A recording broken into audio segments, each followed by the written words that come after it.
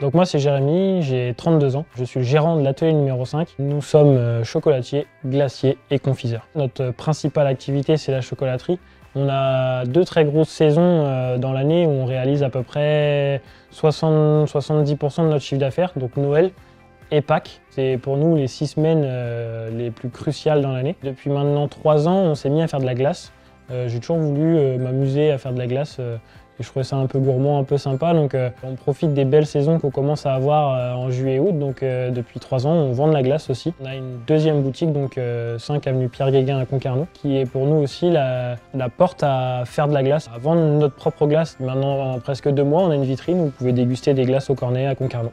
Forcément, on se le dit tous, nous chocolatiers, ce qu'on fait c'est un métier passion. Voilà, on vit pour notre métier, ça reste quand même une matière noble qui a une histoire à raconter. À chaque dégustation, il peut se passer tellement de choses différentes en fonction de comment on la travaille. La matière nous donne envie et c'est la matière qui nous fait vivre. On commence à avoir une belle renommée, j'arrive à avoir des « Ah, c'est toi le chocolatier de la Forêt-Fouesnant » un peu partout en Bretagne.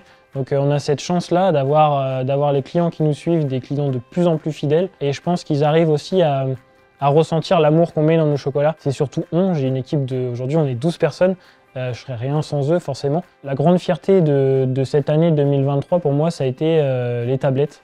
Hier on vendait des tablettes emballées simplement avec un film alimentaire pour préserver les arômes. J'ai fait une collaboration avec un copain graphiste qui m'a dessiné les 27 animaux sur les 27 tablettes. C'est une grande fierté parce qu'on n'a que des bons retours sur la qualité du dessin et donc l'animal s'associe au goût de la tablette et pour nous on a gagné un peu de la facilité à vendre nos tablettes parce que les gens se rappellent de l'animal qu'il y avait sur l'emballage.